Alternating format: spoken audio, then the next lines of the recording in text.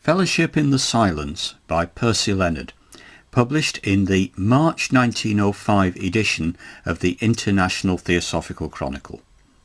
Read by Dave Marsland of Cardiff Theosophical Society. The International Theosophical Chronicle was the magazine of the Pasadena-based Theosophical Society. Fellowship in the Silence.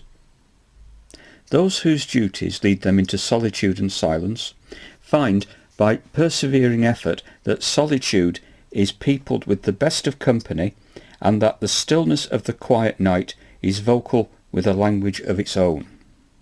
The comrades here who share the guarding of the homestead grounds know something of the truth of this, for often, as they go their quiet rounds under the silent stars, they have the sense of nearness to some absent comrade and enter into wordless intercourse with hearts in far-off lands.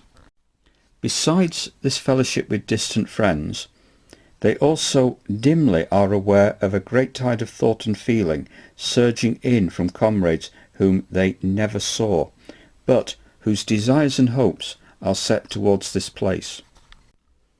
They come to understand that miles in space can never separate those souls who strive to be in tune with universal harmony, and that the silence of the outer world but serves to make more audible the music from the hearts of those who echo to the song of life. There is a vast contingent in our ranks of those whose names do not appear upon our register, those outside who follow the progress of our work in the pages of this publication. They hardly hope to meet us in the flesh or see our work, and yet they go about their duties with a lighter step, for knowing that a new star of hope has risen upon the human race. Comrades of our hearts, though you may never clasp our hands, we know that you are of our company and walk in step with us.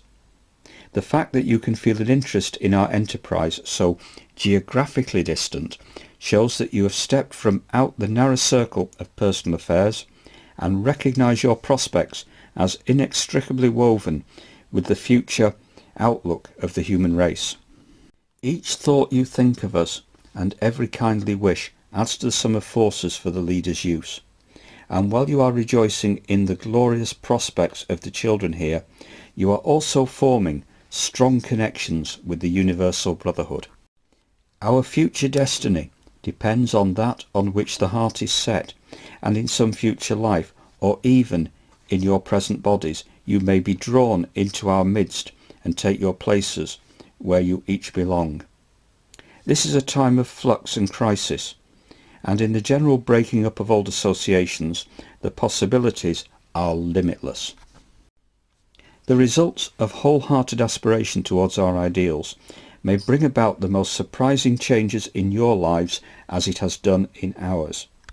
Meanwhile, we may take comfort in the thought that inner fellowship with the absent comrades is a fact in nature, and let us also recognise that to this inner world we may retire with special ease, when seemingly alone, and when silence deep enwraps us with her warm protective robe.